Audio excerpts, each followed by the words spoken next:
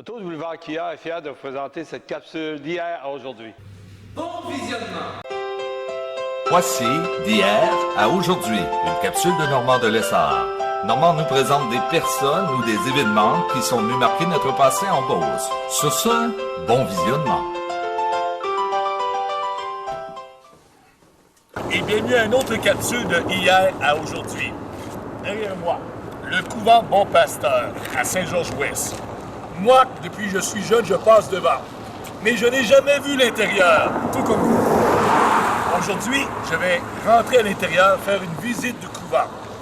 Et quand j'étais jeune, on m'a toujours dit qu'il y avait un abri nucléaire dans le couvent Bon Pasteur au cas où il y aurait une attaque nucléaire dans les années 50-60. Ça m'intrigue. Est-ce que c'est vrai? Depuis que je suis bébé que j'entends cette légende-là. On va essayer de découvrir le secret. Bon visionnement. Oui, ici, c'était quelle pièce à l'entrée? Ici, il y a une personne qui travaillait, c'est la réceptionniste. C'est elle qui recevait tous les clients puis les visiteurs, passaient tous par ici pour pouvoir rentrer. C'était un peu fermé à la circulation, mais si vous pouvez venir, mais il y avait une signature à faire. OK, d'accord. Fait, nous sommes dans l'entrée, dans le côté. Là, je vois qu'il y a un grand local ici. Oui, c'est une salle polyvalente, une salle d'accueil, là, que les gens pouvaient asseoir et attendre de recevoir les clients. Là. Excellent. Dehors d'entrée. On voit une petite salle de bain ici, je déduis, à l'époque. Et on s'en va vers la cafétéria. Oui, cafétéria, OK.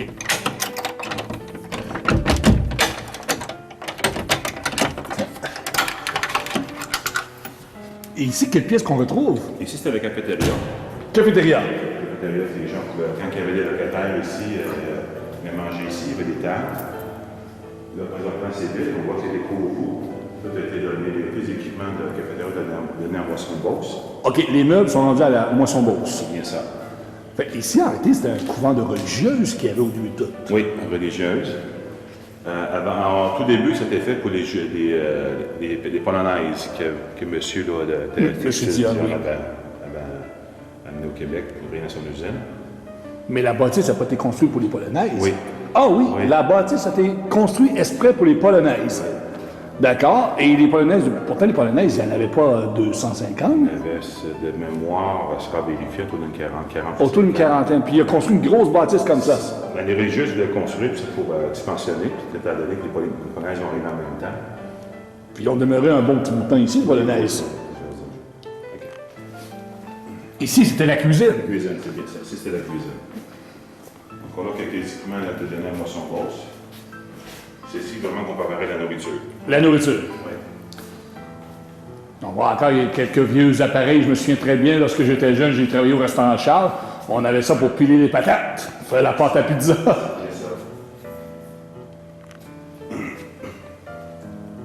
Toute la cuisson était faite à la part. Les légumes, les légumineuses, tout était fait dans la cuisson à la part.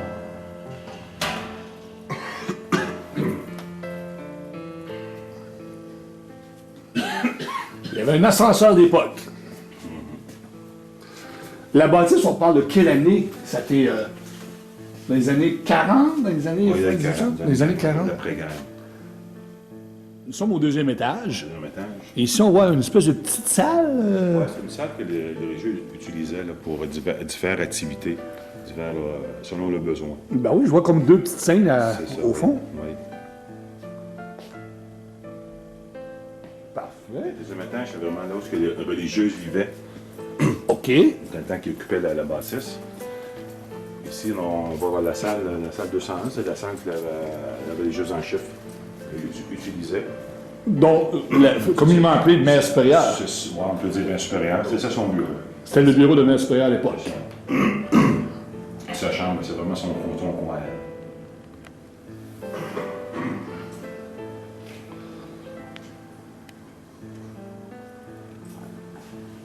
J'appelle rendu au fond. Oui. On s'en va dans des locaux, puis les sœurs devaient en partir. Là, tu as présentement l'urbaniste de Ville-Saint-Georges. Ah, pas, excusez, l'informatique de Ville-Saint-Georges qui est ici. OK. C'est le locaux. Et ça te mauvais, le chef informaticien. Bien oui. Une section de l'informatique qui est ici. L'informatique est ici au moment où on se parle, c'est ça. Ça. En direction de... Oh, la chapelle. La chapelle. Hey, c'est super beau. Il y a eu un entretien quand même, parce que je vois que les planchers sont vraiment cirés, c'est Oui. propre. Il y a quelqu'un. C'est pas l'abandon, là. Faut pas c'est penser à ça. Aucunement l'abandon. Quand on a pris possession de la bâtisse l'année dernière, au mois de septembre l'année dernière, et il y a 2 ans, on cherchait la poussière dans la bâtisse, on ne la trouvait pas. Les religieux étaient vraiment très, très propres là-dessus. Tout était à l'ordre. Et le chauffage. Parlez-moi de chauffage, monsieur. C'est du chauffage à l'eau chaude. À l'eau chaude? Oui, tout avec des câbles et tout fonctionne à la vapeur. Des gros chaudières qui sont au sous-sol. Chaque unité est contrôlée par un thermostat individuel. Selon le chauffage de la pièce qu'on voulait avoir, on joue avec les thermostats sur le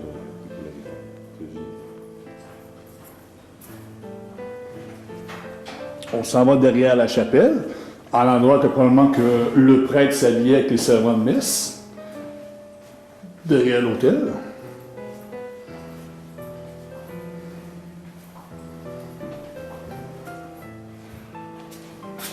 Alors, on s'en va au 3e étage.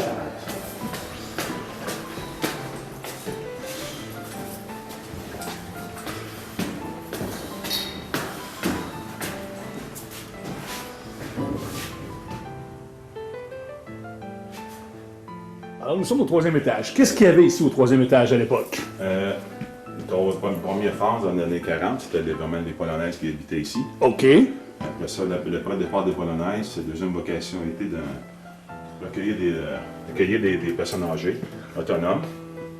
Fait que chaque personne âgée avait sa chambre, selon la grandeur qu'il y avait, les différentes grandeurs, les différents formats.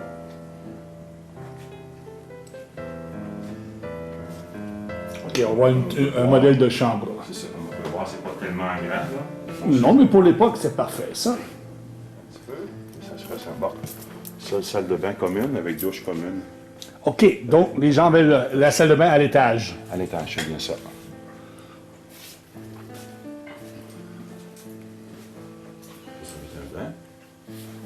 Ah, ben oui, on voit ça.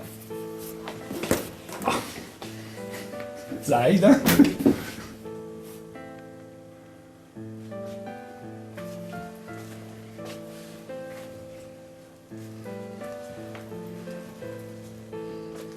Où il y avait une salle de bain privée, C'est ça. une personne. Parfait, on vous suit.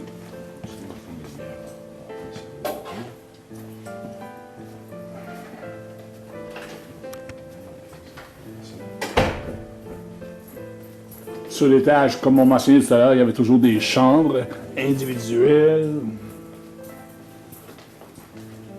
Sur l'étage, il y avait une porte où est-ce que les gens pouvaient parler à leur téléphone. C'était un petit local privé. Les gens s'assoyaient et parlaient donc privé, comme on voit dans les vieux films. Nous sommes au 4e étage. On sent une chaleur en rentrant. Oui. Comment ça? C'est vraiment le chauffage là, qu'on appelle à vapeur, à steam comme les vieux disaient. C'est comme le bâtiment n'a pas beaucoup de circulation d'air, fait que l'air reste chaud. OK. Je sais pas ça, s'il te plaît, là. Et qu'est-ce qu'il y avait à l'époque ici au 4e étage? Encore là, quand il y avait eu les Polonaises. Polonaises, après ça, les deuxième vocation, les personnes OK. retraitées autonomes, ainsi qu'au 5e. 3e, 4e, 5e étaient vraiment adaptés aux personnes semi-autonomes. Excellent. Pour les gens de Saint-Georges-Ouest, vous allez vous rappeler des bons souvenirs. Moi, lorsque j'étais jeune, je venais jouer au tennis au terrain à l'arrière du couvent Bon-Pasteur. Les religieuses avaient un terrain de tennis et on pouvait jouer le week-end au tennis IMU-SFR. C'était vraiment intéressant. Ça rappelle de bons souvenirs, ce que je fais en ce moment. Nous sommes au 5e étage. Oh, ici, il y avait une coiffeuse. Oui, c'était une coiffeuse qui travaillait ici pour les résidents, les OK. communes religieuses.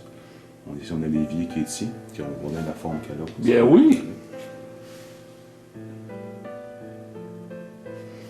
Et j'ai remarqué tout à l'heure, en faisant une petite visite seule, qu'il y a certaines chambres qui avaient leur propre cuisinette, comme je peux voir. Oui, Ça, c'est donc un petit peu plus grand. c'est ça, un peu plus grand. Ouais. Parce que, oui, ici, la salle. Pour les gens à la maison, moi, je m'attendais que ce soit abandonné, que ce soit sale, que ce soit froid. Au contraire, c'est super propre. Et le chauffage à l'eau, comme on disait, c'est... il fait pas froid ici, il fait extrêmement chaud. Et je reste surpris de la propreté de cette bâtisse-là. On descend vers le sous-sol du couvent Bon Pasteur.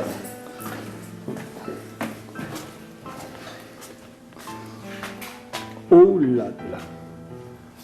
Là, je peux voir ici, c'était la buanderie. Oui, c'est bien ça. C'est fonctionnel à vapeur, encore une fois. Regardez-moi les laveuses d'époque. Ça, c'est une laveuse à linge. Oui, c'est bien ça. Impressionnant. C'est la sécheuse à laver, c'était dans le fond. C'est la sécheuse. Ah, c'est une sécheuse qu'on voit là, là. Ah, OK. Et ça, c'est une laveuse, ça? Ça, c'est une laveuse, ici? Oui, c'est la laveuse. C'est pas jeune, ça.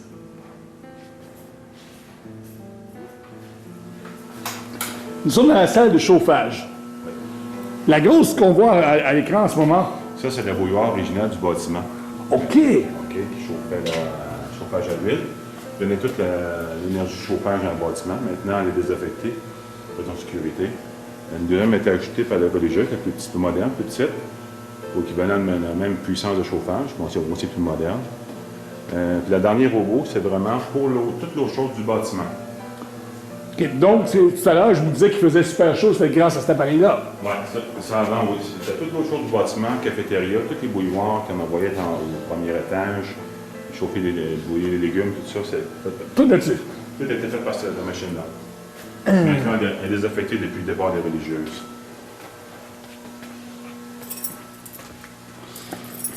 C'est une espèce de Ici, c'est les réservoirs d'huile. réservoir d'huile. Oui.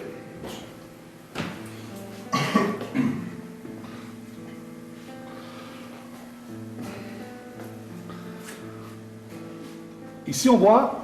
Ici, à ma droite, le premier local à droite, c'est le local de l'un des employés. Qui travaillait dans le bâtiment, c'est le local à eux autres.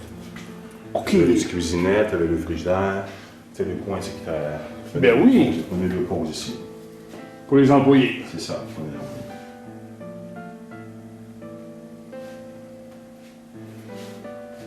Excellent.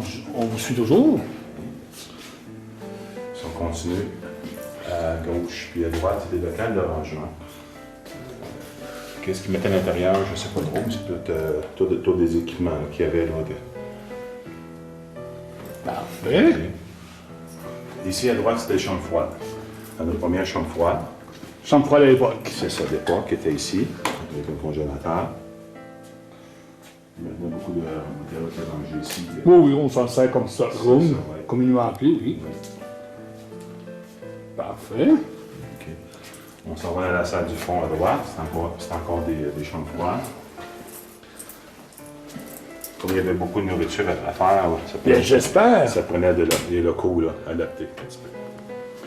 Ici, c'était. Ici, c'était l'atelier des personnes qui travaillaient dans la maintenance du bâtiment. OK, l'atelier. C'est le point de travail qu'il y avait ici. Alors, il y avait une belle grande atelier quand même. Oui.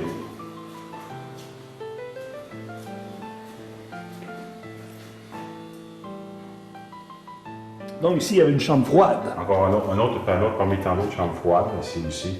C'est extrêmement grand et Ouais. profond. Oui. Ben, il n'y avait pas le choix d'avoir des grands locaux pour toute la peau, pour toute cette bâtisse-là. C'est bien ça.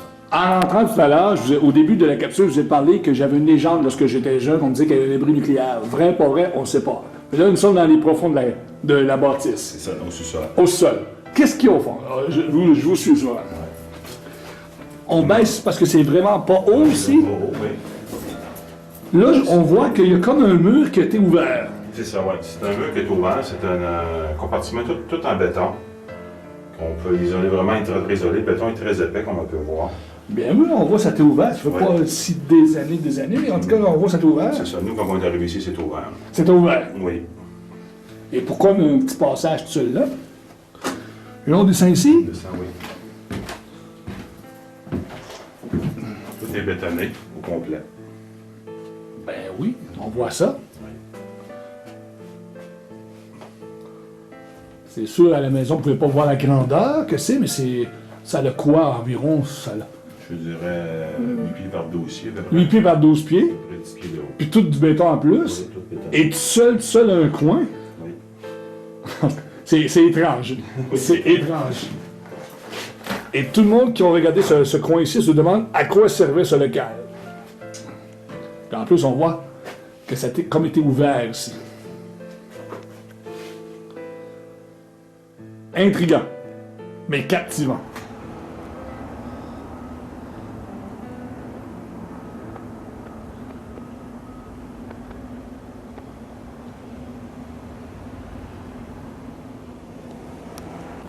Le bâtiment rouge qu'on voit, c'est le bâtiment original. Et suite après l'incendie du début du 1900, a été reconstruit tout en pierre, en brique. Les murs en terracotta recouverts de plantes, fait qu'il est plus dur à brûler. C'est pour sauver l'incendie. L'après-guerre, on voit les parties grises qui ont été reconstruites. Une résidence du Bon-Pasteur. OK. Et c'est cette partie-là ici qu'on voit qui a été construite pour les Polonaises, qu'on Ouais, disait. c'est ça, oui.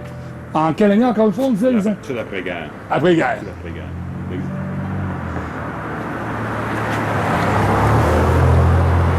Hey, M. Morin, merci beaucoup pour la visite. Puis fort agréable.